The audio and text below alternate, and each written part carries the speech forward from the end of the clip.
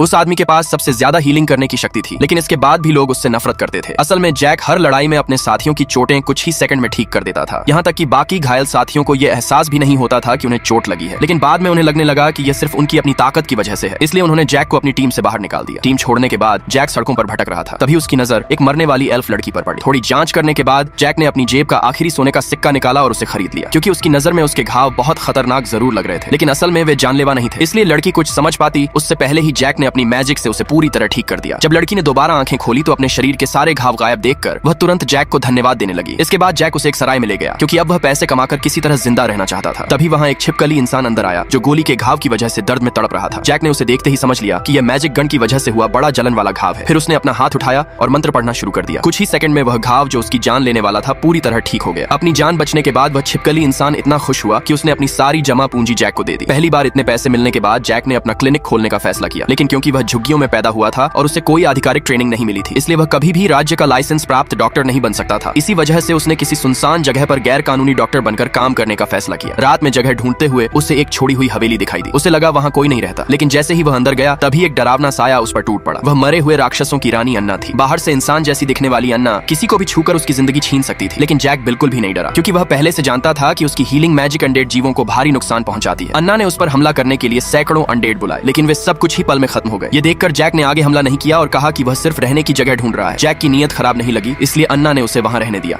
अगले दिन जब जैक अपना क्लिनिक शुरू करने वाला था, तभी कल वाला छिपकली इंसान उसके दरवाजे पर पहुंच गया। उसने जैक से अपनी बड़ी बहन का इलाज करने की विनती की और बदले में अच्छी कीमत देने का वादा किया। थोड़ी जांच करने के बाद जैक ने समझ लिया कि उसकी बांह जहरीली मैजिक गन की गोली से घायल हुई थी और अंदर फंसा गोली का टुकड़ा धीरे धीरे उसकी मांसपेशियों को सड़ा रहा था। जैक ने कहा, इसका इलाज बहुत आसान है, हाथ काटकर नया उगा देना होगा। सोफिया को इस बात पर बिल्कुल यकीन नहीं हुआ, क्योंकि उसने कभी नहीं सुना था कि कोई इंसान मैजिक से कटा हुआ हाथ दोबारा उगा सकता है। लेकिन जैसे ही जैक ने अपनी मैजिक इस्तेमाल करनी शुरू की, उसकी हड्डियां तेजी से बढ़ने लगी। नसों को जोड़ने और हाथ दोबारा बनाने के बाद उसका हाथ पूरी तरह वापस आ गया। ये देखकर सोफिया पूरी तरह हैरान रह गई। उसने तुरंत फीस के तौर पर जैक को 100 सोने के सिक्के दिए और कहा कि अब से उसकी टीम का कोई भी सदस्य घायल होगा तो इलाज के लिए यहीं आएगा। लेकिन यह बात वेयरवुल्फ लीडर लूसी को बिल्कुल पसंद नहीं आई, क्योंकि पिछले कुछ दिनों की लड़ाइयों में उसने देखा था कि जो छिपकली इंसान गंभीर चोटों से मरने वाला था, वह अगले ही दिन पूरी तरह ठीक होकर लौट आता था। जब उसे पता चला कि जैक चुपके से उन सबका इलाज कर रहा है, तब लूसी ने जैक को खत्म करने का फैसला कर लिया। लेकिन उसकी हैरानी की बात यह थी कि उसके साधारण हमले जैक को छू भी नहीं पा रहे थे। यह देखकर लूसी और ज्यादा गुस्से में आ गई और उसने पहले जैक का क्लिनिक तोड़ने का फैसला किया।